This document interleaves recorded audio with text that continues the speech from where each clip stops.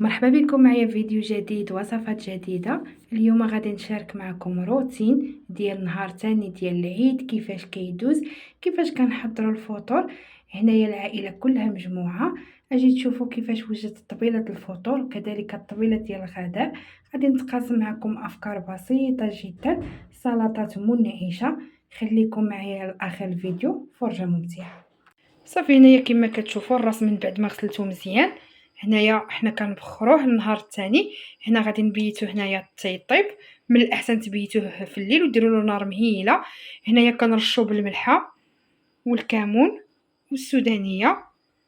صافي هكا حنايا تنديروا الراس وكل واحد الطريقه ديالو. حنا كنبغيو هكا مبخر. هذا هو الروتين ديالي ان شاء الله ديال اليوم الثاني اللي غادي نشارك فيه كذلك معكم شنو كنصاوبوا شنو هما الاطباق ديالنا. صافي هنايا كنمشي نستمر بهذه الطريقه هذه.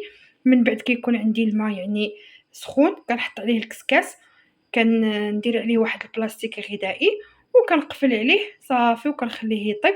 كيغلي ليا مزيان وكيطلع فيه داك البخار، ومن بعد صافي كنقص العافيه وكنخليه حتى كيطيب على خاطر. صافي هنايا شرموله ديال المخ اللي غادي نحضر. عندي هنايا ملعقه ديال شرموله مدقوقه بالثومه. هنا هذا هو المخ اللي غادي نطيب. عندي ملعقه الشاونيه، ملعقه ديال الكمون، ملعقه ديال القزبر يابس، وغادي ندير رشه ديال الملح ما نكتروش لان شرموله كتكون فيها الملحه. وضعت هنايا الزيت تقريبا هي واحد 2 دقائق. من موراها كنرمي هنايا المخ وكنطيبو، عاد كنضيف له البيض. هنايا قاديت الطبيله ديالي اولا شنو غادي نحط، لان كاين اللي كياكل الراس كاين اللي ما كياكلوش. صافي هنايا القراشل هادو انا صاوبتهم غادي نخلي لكم في صندوق الوصف. وجدت هنايا الصوينيه ديال اتاي، وهنايا ضفت البيض. كنحاول انني نطيبو ولكن ما نشفوش بزاف. المخ ما كيبغيش ينشف، يعني كيبغي يكون هكا شويه باقي يعني كما غادي تشوفوا معايا غادي نوريكم بالضبط. هنايا انا حطيته في الطبيصلات، خاص يكون بهذه الطريقه هذه، وكل واحد الطريقه ديالو. غادي تشوفوا معايا كذلك هذا الراس فاش تبخر، يعني خليته ليله كامله كيطيب بهذه الطريقه كيجي ولا اروح. وصافي هنايا غادي ندوز باش نكمل معكم الروتين. هنايا كما كتشوفوا من بعد ما فطرنا درنا غير شويه ديال اللحم مبخر اللي الطريقه ديالو جد بسيطه بالملحه والكمون. صراحه كيجي زوين. وهذه هي التقاليد ديالنا نهار الغدا كنديرو غير المفور. صافي هنايا درت واحد الشليضه ديال الفلفله ومطيشه، شويه الفلفله وقطعت هنايا مطيشه تقريبا. هنايا عندي 4 ديال الحبات ديال الفلفله كبارين و4 ديال المطيشه، وكتبقى على حسب افراد الاسره. هنايا غادي ندير هنايا الزعتر. هنايا درت الفكوس مع السكر. دابا غادي نزيد له شويه ديال الزعتر، غنحك عليه شويه ديال الزعتر. صافي هذه هي الطريقه.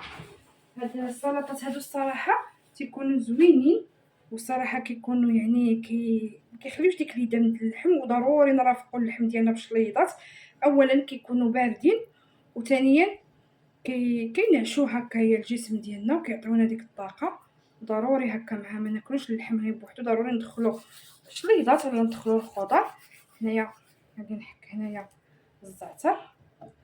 الزعتر كيبقى اختياري، الا ما بغيتوش ديروه استغناو عنه.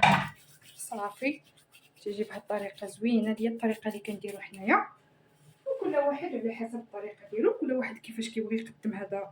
الخيار صراحه الخيار زوين بزاف، انا كيعجبني لا هو ولا الفكوس. والوقيته ديالهم هادي نستغلوهم ونبقاو ندخلوهم هكايا مع الاطباق ديالنا. صافي كنحك واحد كميه. صافي هنايا غادي نقدمهم معكم وهانتوما معايا. صافي هنايا درت الزعتر. هنايا راني طاحنه معاه السكر. غادي نقدمهم في هاد السليفات هادو. من الاحسن كطحنوه وتخليوه في الثلاجه يبرد كيجي زوين.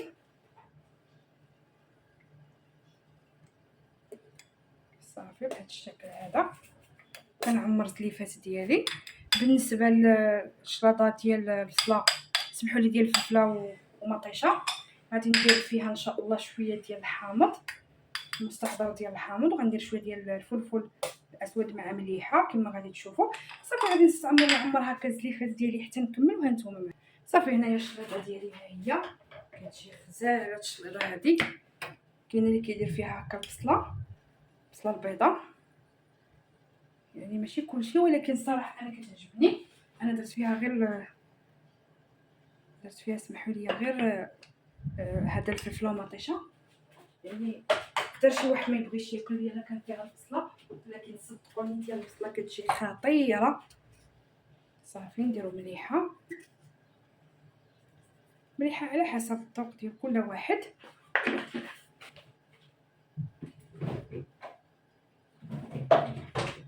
شويه ديال الحامض، شويه ديال الزيت، وصافي غادي نبدا نحطها في الطبيصلات. نحط شويه ديال الزيتون، اللهم ديمها نعمه وحفظها من الزوال. وكل واحد هكا كيقدم الحويجات اللي بغا. ممكن كذلك ديروا الخضر هكا مفورين وصوتوهم هكا بشويه ديال الزبده وشويه ديال الزيت. صافي نخلط وهانتوما معايا. صافي هنايا الشلاضه ديالي هي واجده. الا كتفضلوا زيت الزيتون وكان عندكم ديروه حتى هو راه كيجي زوين. صافي انا غنعمر الطبيصلات ديالي بهذه الطريقه هذه وبهذا الشكل، تيجيو زوينين هكا. هاد السلطات هادو الباردين كيجيو رائعين. صافي انا غادي نكمل ونوريهم لكم في الاخر. صافي هنايا كملت هادو السلطات ديالي، ها هما كتشوفوهم معايا. هنايا غادي نقدم معكم اللحم طاب، يعني خليته طاب على صافي الشليضه ديالي. ها هي هنايا الخيار ديالي محكوك، قدمته في جوج ديال السليفات هكا، يعني نوعت. صافي نقدم معكم اللحم وغادي نرجع باش نوريكم الطبيله ديالي كيفاش كتجي. صافي هنايا اللحم ديالي من بعد ما تفور خليته طاب على المهل وخليته حتى ولا هكا زبده.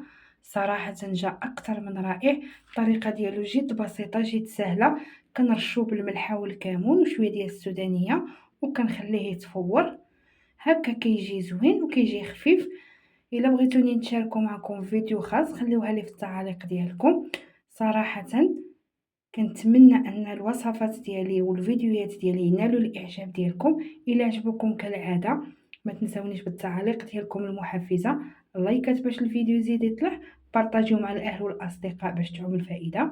والا كيعجبكم روتينات نشارك معكم فيهم الوصفات ونشارك معكم فيهم شنو كندير، خليوها ليا في التعاليق ايضا. كنتمنى نلقاكم في احسن الاحوال في الفيديو الماجي.